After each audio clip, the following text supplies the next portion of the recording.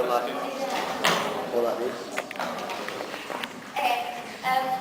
we called our team the Space Sailors. Basically, what do we have to do? Our task is to design and build our very own Mars rover, and we had to build it as if it was actually going to Mars.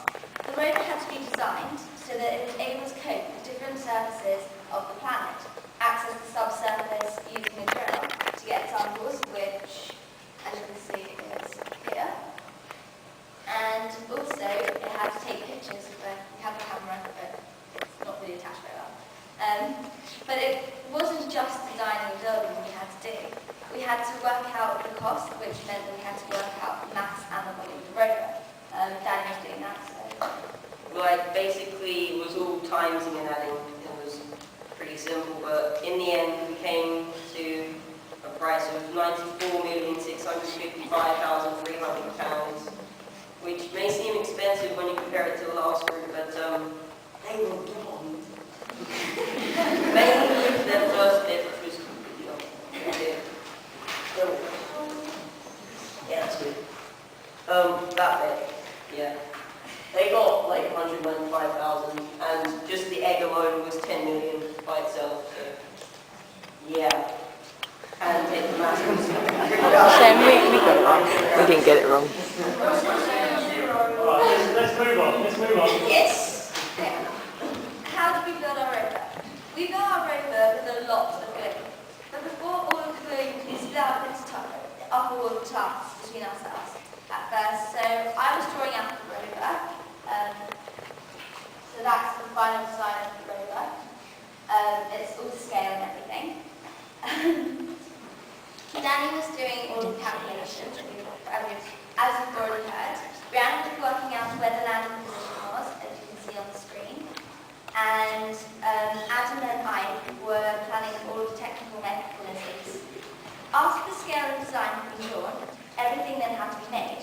So I worked on the exoskeleton, consisting of wood and plastic bars. Danny worked on the protection of the egg, the solar panels, and helped with all the components. Adam and I worked on the wheels and gears, and all the mechanical problems. So here they are to explain what they did. Okay, so if we start off with the suspension, we were originally going to try and make hydraulic suspension, but we realised we couldn't make it airtight, so we used drive belts and springs instead, which turned out pretty well. We had a few problems with the gearbox and had to redesign it 3 times, but this design was the best, so we used that.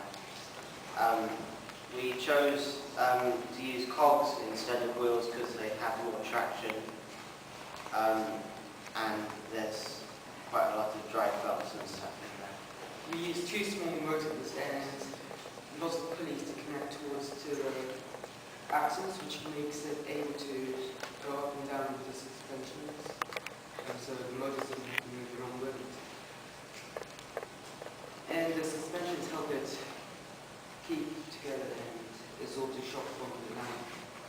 We also had a design for an automatic gearbox which would automatically put it into gear so that when it was going uphill it was more powerful, and when it was going downhill it was less powerful but quicker, but we didn't have time to make that, so we didn't do it. Okay. And also, while they were doing that, Brianna worked on the parachutes and had to work out how large they had to be to support the weight. On our test run, it went much slower than the other teams, so we're hoping that for the crash test, it'll hopefully survive and it'll just be a landing test rather than a crash test. Why did we choose the things that we chose? When we chose our parts of the rover, we had to consider how large and heavy it was and how much it would cost, seeing as our rover had to be as cheap as possible. When building our rover, at times we had to use metal instead of wood, because obviously metal is stronger than wood, as you can see across here.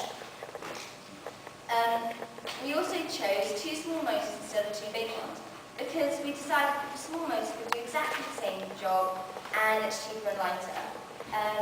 Danny built the reflectors and the solar panels for the structure pellets. Basically, we chose the Gregorian reflector, and we got the tiny little things here, as they're smaller and cheaper, obviously. and we chose the 10 watt solar panel because it's like